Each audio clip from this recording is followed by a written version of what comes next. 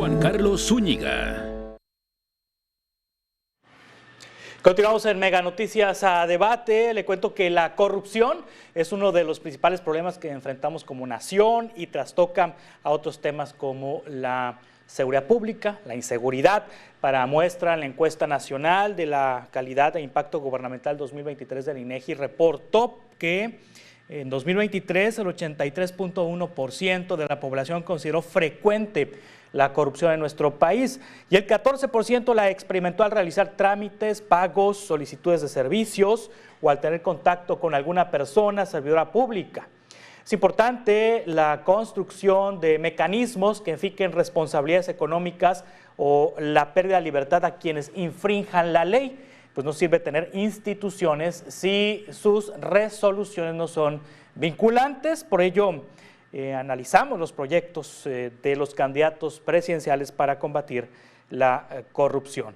De esto estaremos hablando el día de hoy. Para muestra, durante el sexenio ha habido condenas importantes contra altos, no ha habido condenas importantes contra altos funcionarios ligados a casos de corrupción. Es el tema de Ignacio Valle, el exdirector de Segalmex. Durante su gestión hubo un desfalco superior a los 20,000 millones de pesos. Veamos.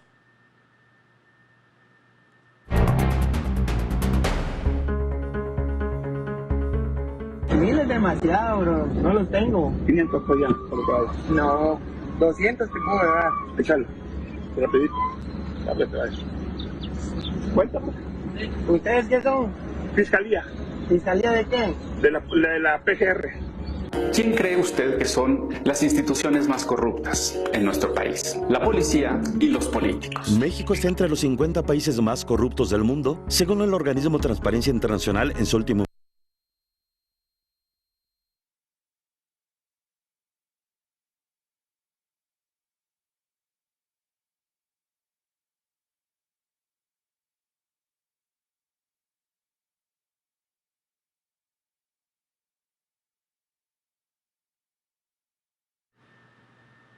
Bueno, ahorita vamos a retomar la información que le estamos presentando sobre el tema de la corrupción en nuestro país, y esta tarde nos acompaña en el Mega Noticias Debate Ángeles Estrada, directora ejecutiva de la Iniciativa de Transparencia y Anticorrupción del Tecnológico de Monterrey, Natalia Campos, coordinadora de Administración Pública del IMCO, y Adán Córdoba, presidente de la Comisión de Selección del Sistema Nacional Anticorrupción. Gracias, Ángeles, Natalia y Adán, por estar con nosotros esta tarde en Mega Noticias. Ángeles, me gustaría iniciar con usted. Si resumimos en este momento cuál fue la política anticorrupción del sexenio que está por terminar, ¿qué nos puede compartir? ¿Cómo definimos la política anticorrupción de la administración del presidente López Obrador y si esta funcionó, Ángeles? Muchas gracias, Juan Carlos. Un saludo a Natalia y a Adán, qué gusto verles. Pues, a ver, es una pregunta muy complicada, Juan Carlos. Yo creo que no podríamos hablar de una estrategia o de una política anticorrupción en la administración del presidente Andrés Manuel López Obrador. Creo que hubo varios temas en donde se intentaron desarrollar algunas herramientas, algunos procesos, pero una estrategia como tal, al menos yo no la veo, ya nos dirán Natalia y Adán, pero digamos a grandes rasgos, creo que la política o la estrategia anticorrupción a la que se le debió haber apoyado fue la establecida en la Constitución en el 2015 y es el Sistema Nacional Anticorrupción, y desgraciadamente es un sistema que ha tenido muchos reveses en el ámbito político y también es un sistema que poco ha funcionado, digamos, para teniendo resultados en relación a la prevención y al combate a la corrupción. Si quieres, más adelante hablamos de eso, pero a mí sí me gustaría dejar claro que yo no veo o no vi una estrategia o una política de Estado, una política de gobierno relacionada con la anticorrupción. meter a los militares en tareas de la administración pública, Natalia, pudiéramos decir que fue una de las estrategias de la administración de López Obrador. Por ejemplo, se me ocurre el tema de aduanas, históricamente con altos niveles de corrupción, y ahí están los militares, el tema de las obras prioritarias de este gobierno que han sido entregadas al ejército con el objetivo, dijo el presidente, de que no existiera corrupción, aunque la misma entrega al ejército de estas obras las hacen opacas ante solicitudes de información, porque luego lo encuadran en el tema de seguridad nacional. Pero el hecho de meter a militares, que los militares, la Secretaría de la Defensa Nacional sigue siendo la institución con mayor credibilidad por parte de los mexicanos, ¿pudiéramos considerar una estrategia el hecho de militarizar ciertas áreas, Natalia? Gracias, Juan Carlos. Muy buenas noches. Un saludo a Ángeles y a Adán. Qué gusto compartir este espacio con ustedes. Yo mencionaría que coincido con Ángeles en el sentido de que no veo una estrategia, una política pública articulada y concreta que responda a la complejidad del fenómeno de la corrupción. Como lo veíamos en la nota que anticipaba a esta mesa, el fenómeno de la corrupción es complejo, implica redes, implica múltiples actores que están constantemente cambiando de estrategias además. Entonces, frente a este fenómeno complejo que debería ser el Sistema Nacional Anticorrupción, creo que no fue correcto, no fue atinado las acciones aisladas que se hicieron y que en mi opinión están basadas sobre todo en un combate discursivo a la corrupción. En este repetir constantemente que se acabó la corrupción, que se barrieron las escaleras de arriba para abajo, y en la idea de que la figura honesta del presidente, que hay que decirlo, sí se percibe más honesto que presidentes anteriores, por ejemplo, iba a ser como un efecto de contagio en toda la administración pública y que por esta honestidad percibida en el Ejecutivo se iba a las demás dependencias, a las demás instituciones contagiar, por así decirlo, la honestidad, la ética y la integridad pública, y creo que ese fue un poco el error de pensamiento que podemos considerar ingenuo.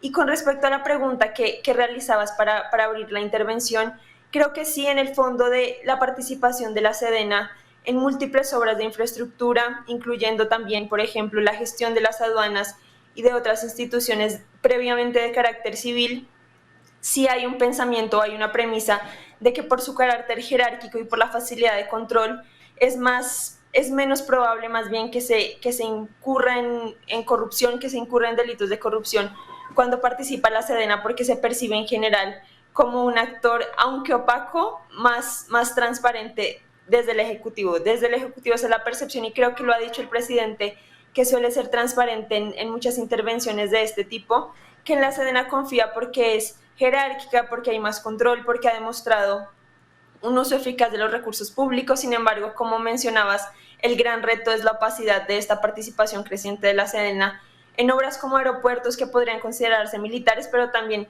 en la construcción de sucursales del Banco del Bienestar, por ejemplo. Entonces, ahí vemos un gran reto de transparencia de este sexenio, y es la participación creciente de la Sedena con la opacidad relacionada con la seguridad pública.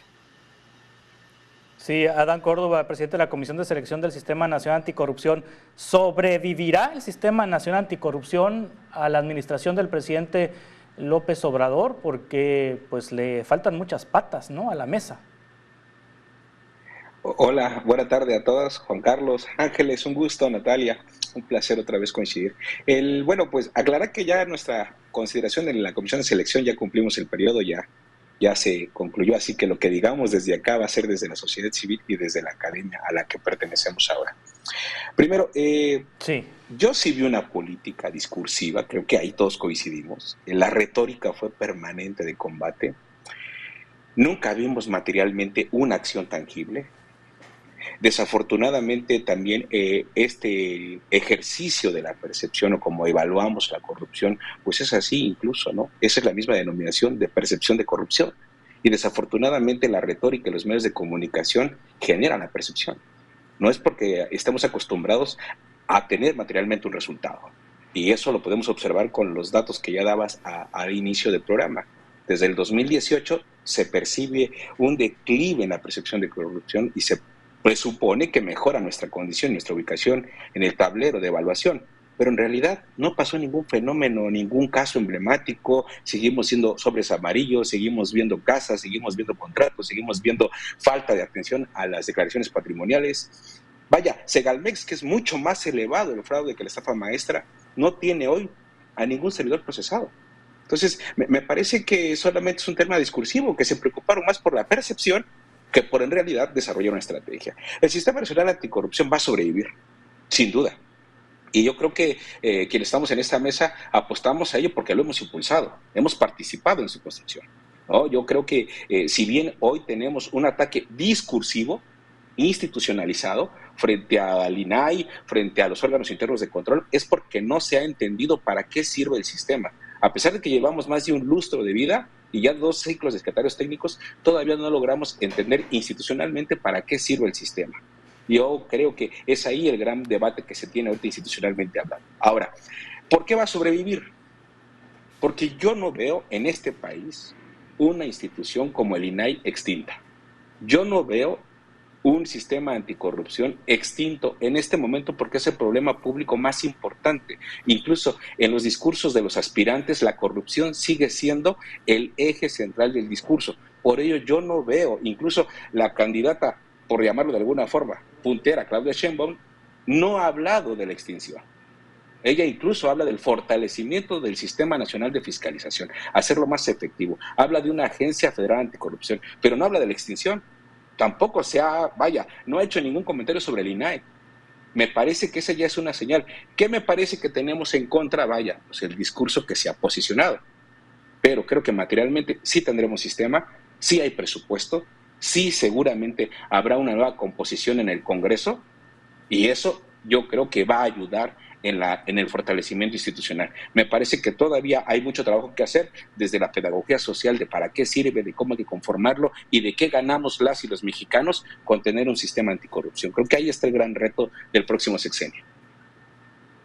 Sí, actualmente, Adán, ¿cómo se encuentra el Sistema Nacional Anticorrupción? Los espacios del Comité de Participación Ciudadana están completos, las instituciones que conforman el Sistema Nacional Anticorrupción, sus plenos están completos. Bueno, el INAI ya sabemos que le hacen falta 3 posiciones, si no mal recuerdo, el Tribunal de Justicia Administrativa, la Fiscalía Anticorrupción, la Secretaría de la Función Pública, todas las áreas que conforman el Sistema Nacional Anticorrupción, ¿están completas? Sí, en este momento nos hacen falta jugadores, nos siguen faltando los magistrados anticorrupción. Sí. Ahorita vamos a tener ya una salida pues de un integrante del CPC, nos hace falta la comisión de selección, nos siguen haciendo falta jugadores, pero básicamente el comité coordinador podría funcionar porque tenemos presidente de sistema, bueno, en este caso, en este momento presidenta, entonces sí tenemos sistema. Sí, si bien nos hace falta jugadores, no implica que no funciona, al contrario, sigue funcionando, sigue estando, sigue sesionando y sigue trabajando en la implementación de la Política Nacional Anticorrupción, que incluso hasta donde he podido revisar los informes que ha emitido la Secretaría Ejecutiva, tenemos más del 50% de las entidades federativas ya con política estatal. Entonces me parece que sí estamos avanzando y sí seguimos sobreviviendo. Nosotros, Ángeles y yo pertenecimos a la Comisión de Selección hasta hace unas semanas, entonces consideramos que la próxima legislatura habrá que abrir la convocatoria para que emerja una nueva comisión de selección y siga el ciclo que debe seguir el sistema nacional. Sí, en este Sistema Nacional Anticorrupción, Ángeles, hay instituciones que supuestamente son autónomas y que de manera autónoma tendrían que tomar decisiones en materia de combate a la corrupción. Me refiero a la Auditoría Superior de la Federación, por ejemplo, a la Fiscalía Anticorrupción, que pertenece a la Fiscalía General de la República. ¿Qué ha pasado con estos 2 organismos particularmente que son fundamentales para castigar la corrupción, para detectar corrupción y para castigar la corrupción? ¿Han estado capturados? ¿Han tenido autonomía?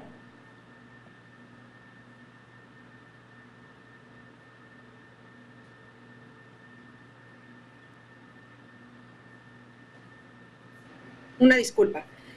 Lo que hemos podido ver a través de los estudios que hemos hecho en la Iniciativa de Transparencia y Anticorrupción, específicamente en la parte de las auditorías y las fiscalías, las auditorías tienen todavía mucha dependencia, todavía no tienen una autonomía completa de las fiscalías generales.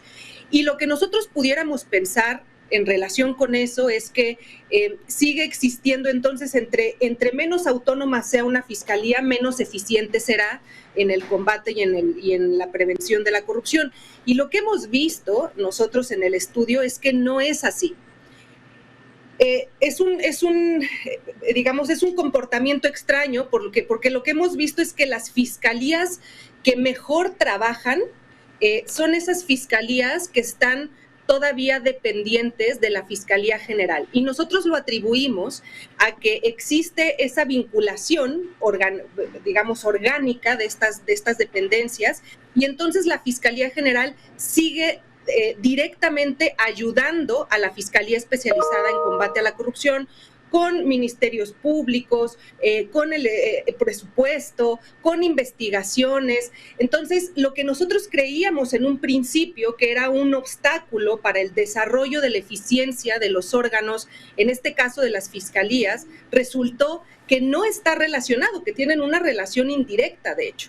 Entonces, ese es un primer hallazgo, pero respecto de la pregunta que hacías, Juan Carlos, todavía falta mucho, al menos en la parte de las fiscalías, lo relacionado con la autonomía y la forma en la que se les distribuyen los recursos económicos también sigue siendo un elemento sumamente importante para el desarrollo interno de las fiscalías. La parte de capacitación, eso es muy importante en el tema de corrupción. El tema de corrupción es sumamente especializado, se requiere que los fiscales y su personal tengan conocimientos técnicos muy específicos, y lo que hemos visto es que desgraciadamente no hay todavía un presupuesto asignado para eso. La otra parte que hemos visto es la de la recuperación de activos. Y este es un problema muy serio porque hemos visto que existe nula recuperación de activos, por ejemplo, por parte de la Fiscalía Anticorrupción a nivel federal. Ha habido 0 pesos con 0 centavos de recuperación de activos en aproximadamente 5 años. No es el caso de todas las fiscalías. Algunas fiscalías, como la Fiscalía de Yucatán, han tenido muy buen desempeño, por ejemplo, en la parte de recuperación de activos, pero a nivel general sigue siendo un problema muy serio el de la parte de recuperación de activos. Las auditorías, bueno, el de las auditorías es un problema también mayúsculo. La captura de las auditorías por parte del Ejecutivo sigue estando muy presente, y se sigue utilizando a las auditorías como organismos de persecución política en muchos casos, como se ha utilizado durante muchos años las unidades de inteligencia financiera, pero ahora lo vemos a través de las auditorías. Adicionalmente a que hemos visto una disminución del ejercicio de las auditorías forenses, por ejemplo, y esto es muy importante. Otro elemento relacionado con las auditorías que vimos en nuestro estudio es que el auditor es quien determina cuáles son los órganos, las entidades, las dependencias que se van a auditar, y lo decide a criterio único y específico de él o de ella. Y esto es un problema también, porque entonces hay muchas áreas gubernamentales que siguen sin estar visibles para la ciudadanía a través de las auditorías. Vamos a continuar con esta conversación ahorita en un par de minutos. Estamos con Ángeles Estrada, con Natalia Campos, con Adán Córdoba en Mega Noticias a Debate. A Debate con Juan Carlos Zúñiga.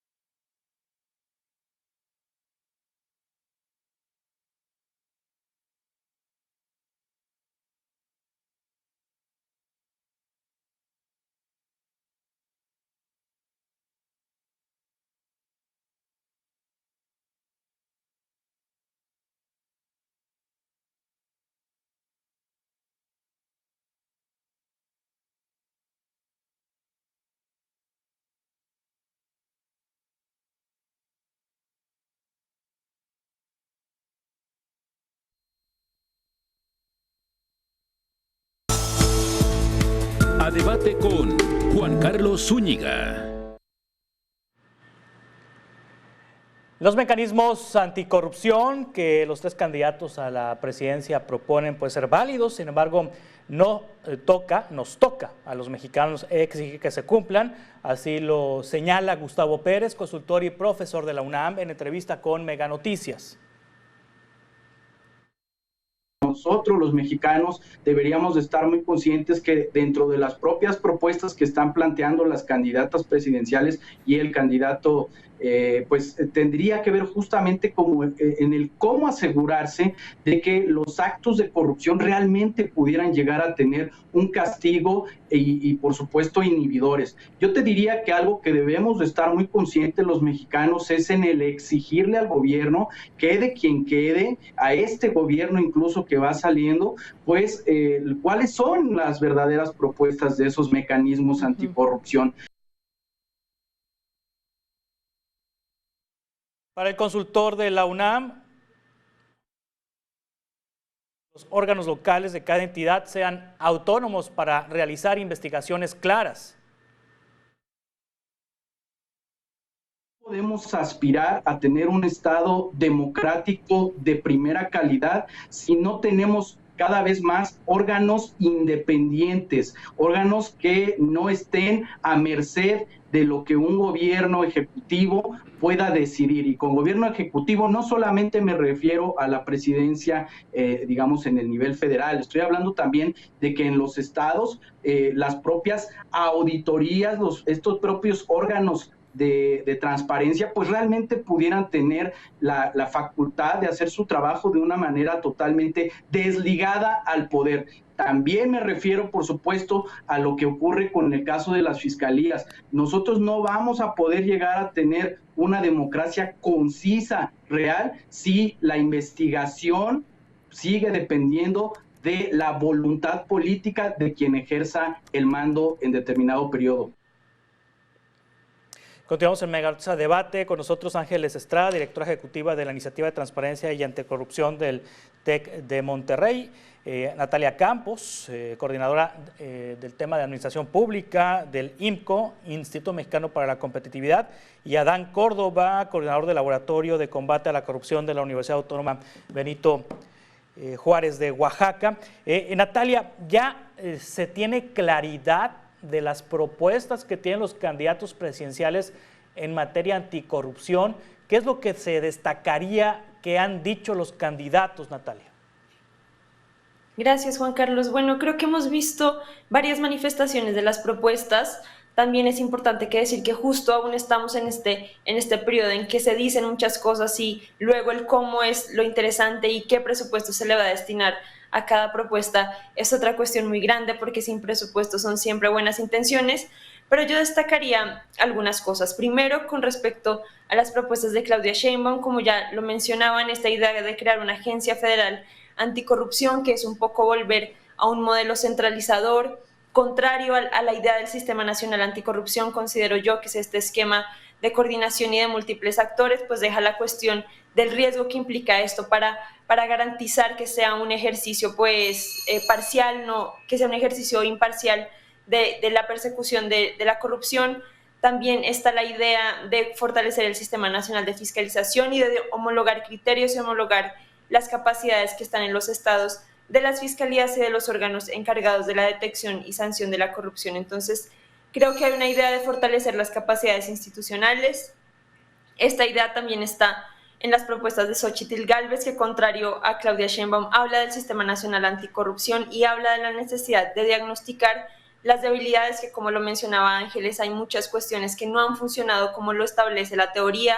Hay muchas cuestiones, por ejemplo, en los sistemas estatales anticorrupción, brechas muy significativas de sistemas que han tenido logros importantes y una consolidación importante, contrario a otros que definitivamente ni siquiera se lograron conformar en sus partes integradoras. Entonces, por parte de esta campaña creo que hay más énfasis en consolidar el Sistema Nacional Anticorrupción, y del candidato Jorge Álvarez Maínez hay una idea de fortalecer las instituciones también y de garantizar algo muy importante, que es la autonomía de las instituciones como el INAI, que se han visto en este sexenio no solo digamos, atacadas desde un nivel discursivo, desde cuestionar si funcionan o no funcionan, que siempre es importante cuestionar a las instituciones y cómo mejorar. Sin embargo, esto ya hace parte un poco de este fastidio a los contrapesos, podríamos decir, lo que ha manifestado el Ejecutivo, o esta idea de que las instituciones, cuando no se alinean totalmente a ciertas ideas del gobierno, resultan un poco incómodas o resultan incómodas.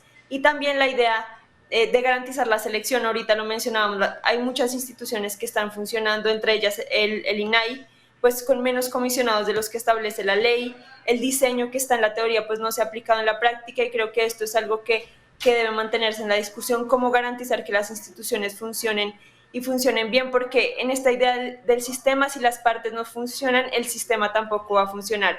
Entonces creo que esa es la discusión que hay que dar, que de alguna u otra forma las campañas lo han dicho, fortalecer las instituciones, pero en el cómo es donde vamos a tener el debate más interesante. Sí, el Sistema Nacional Anticorrupción, como fue concebido, se debe mantener como tal, Adán Córdoba, en la próxima administración federal, completando obviamente los espacios que se encuentran vacíos, o habría que hacerle cambios al Sistema Nacional Anticorrupción. Bueno, pensaría que nunca lo hemos tenido completo. O sea, no podemos evaluarlo si no lo hemos echado a andar de manera completa. Es un sistema que siempre ha tenido alguna pieza faltante. Entonces, digo, yo celebro que algunos estados ya estén en su sistema 2.0, que comiencen a tener iniciativas para fortalecer los sistemas locales, pero me parece que no tenemos en este momento la oportunidad de poderlo modificar si no lo hemos tenido completo. Me parece que ahí es un primer componente. Un segundo componente que podríamos señalar es que pudiéramos analizar cada engrane y podríamos hablar de tal vez tener una Fiscalía Anticorrupción más efectiva, podríamos hablar de una Auditoría Superior de la Federación más efectiva, incluso de estos mecanismos de selección. Porque vaya, lo que alguna vez comentamos en la Comisión de Selección es que sí, para el Comité de Participación Ciudadana había una comisión de expertos evaluando ciudadanos, desarrollando convocatorias y metodologías que pueden ser perfectibles. ¿Por qué no así podríamos tener otras evaluaciones a otros servidores públicos? Entonces, me parece que sí hay procesos que sí podemos fortalecer, pero también tenemos que ir separando, ¿no? Vaya, en la retórica gubernamental es el sistema no ha servido, el sistema ha fracasado, pero nunca lo hemos dejado operar. Entonces también me parece que ahí es el primer reto. Un segundo reto, entender las reformas que pueden ser instituciones, y un tercer reto, la participación ciudadana. Vaya, también tenemos que reflexionar sobre cómo estamos fortaleciendo esta participación, porque salvo honrosas excepciones académicas, pues yo no conozco que en toda la entidad federativa o en todas las entidades se tenga un programa para fortalecer esta participación. Entonces queremos tener ciudadanos expertos en algo que no se está estudiando, en algo que tampoco se le permite colaborar, y entonces pues vaya, cuando se coloca a un ciudadano en estos cargos de toma de decisiones, pues hay asimetrías o ignorancia, desafortunadamente. Entonces me parece que debe continuar, se tiene que fortalecer y se debe dejar operar en un ciclo determinado. Ya llevamos 2 secretarios técnicos. Yo creo que el tercero, espero yo, tenga la oportunidad de tener un sistema completo, robusto y fortalecido.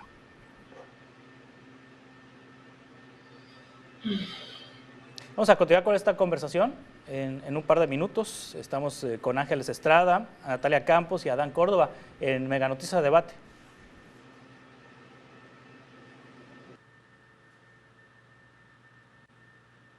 Carlos Zúñiga. A debate con Juan Carlos Zúñiga.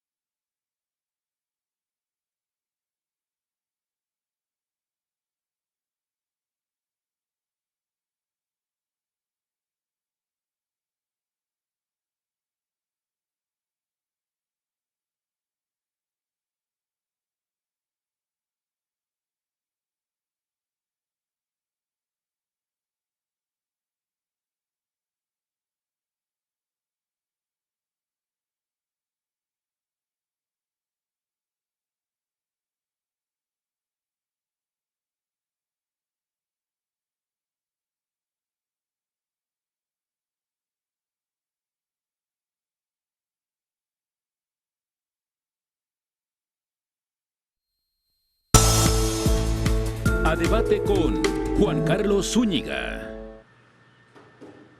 Continuamos en Mega Noticias Debate, ya en la recta final de este espacio. Ya se ha tocado, Ángeles, en este espacio los grandes escándalos de corrupción de esta administración, el que principalmente se menciona y que hacen referencia o que se hace referencia es Galmex, la estafa maestra, la administración anterior, la Casa Blanca, la administración anterior, en fin, son grandes escándalos de corrupción que provocan daños importantes al erario, pero de acuerdo con lo que reporta el INEGI, los eventos de corrupción más frecuentes son en los trámites a nivel municipal y a nivel estatal, en donde las personas deben pagar mochadas, comisiones a funcionarios para acelerar trámites. Sigue en esa parte un gran boquete, una gran cantidad de recursos que los mexicanos destinan a temas anticorrupción. En ese sentido, ¿cómo están trabajando estados y municipios para combatir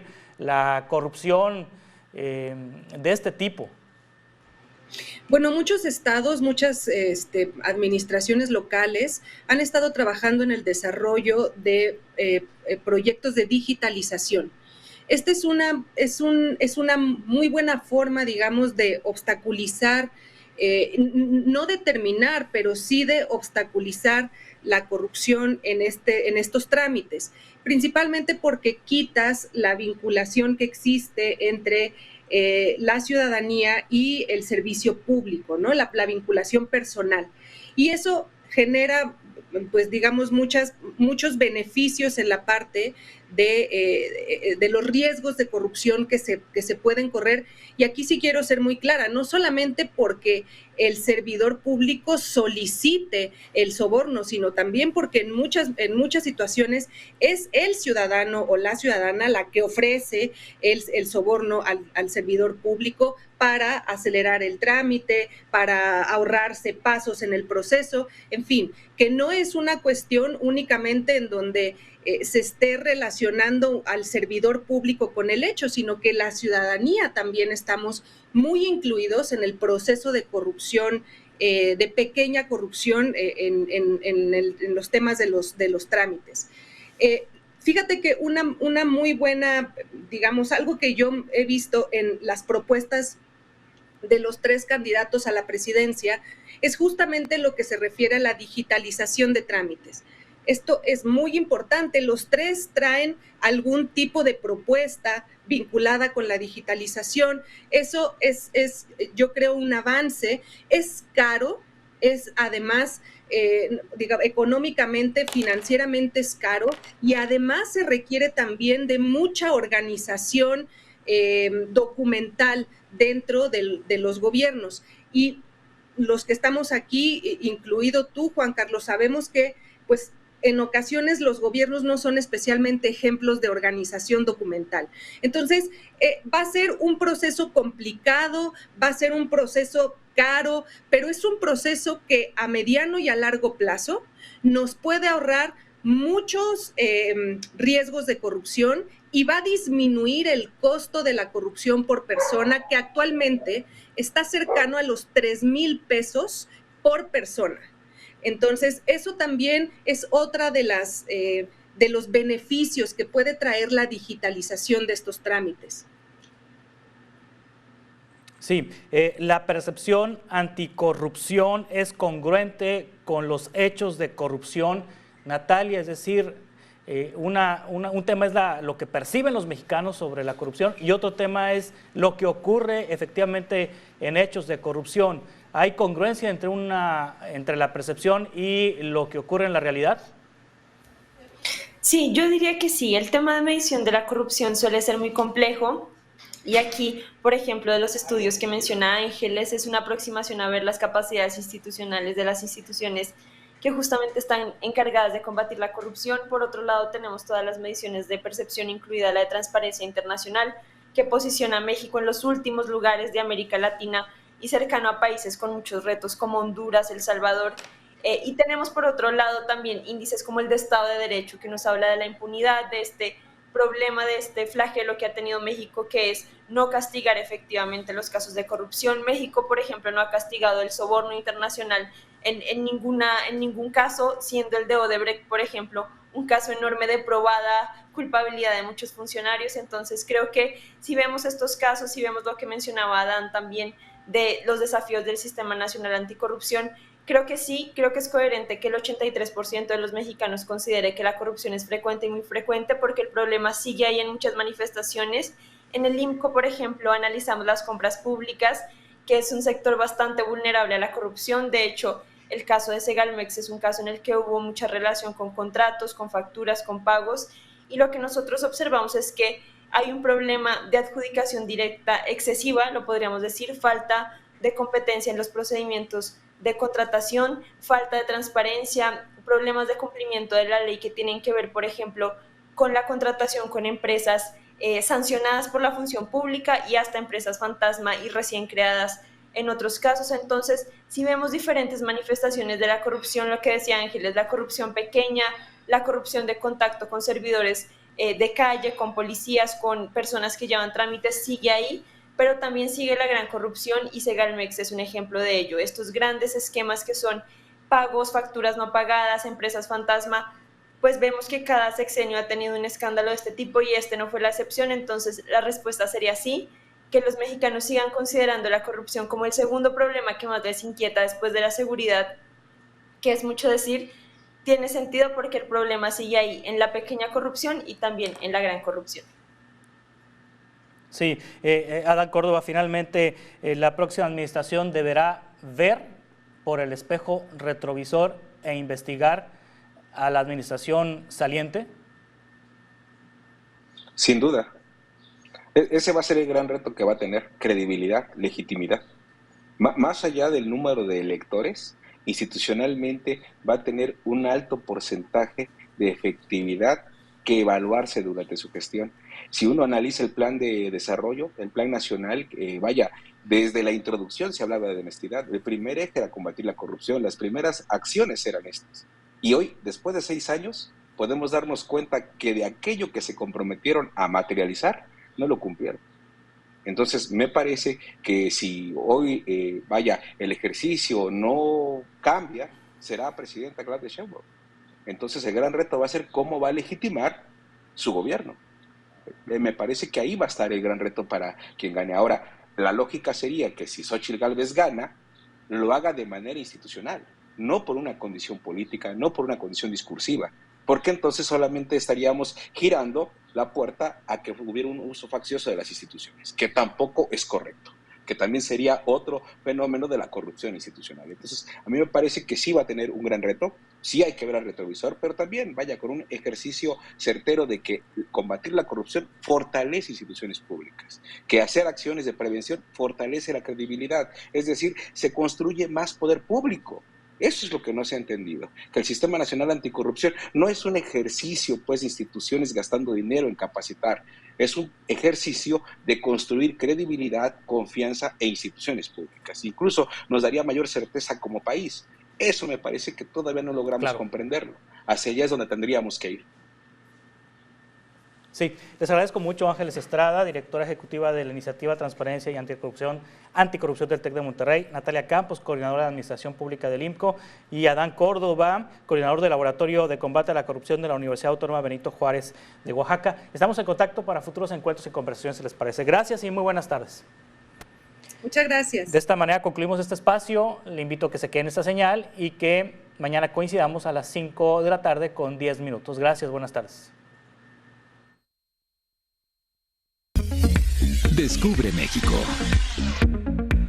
Zacatecas es conocido por su hermosa arquitectura colonial y su cultura deslumbrante. La capital recibe el nombre de Rostro de Cantera y Corazón de Plata, y su centro histórico es considerado Patrimonio Cultural por la UNESCO por conservar la arquitectura barroca y mantener viva las calles que nos remontan al pasado del país. Rodeada de minas, hermosas plazas y edificios coloniales, la ciudad es perfecta para pasear con la familia. La catedral, el Palacio de Gobierno y el Teatro Calderón son los puntos que no te puedes perder. En el Museo Rafael Coronel podrás encontrar una gran exhibición de arte popular mexicano, así como a los grandes artistas que han puesto en alto al país con sus obras. La belleza de la tierra con la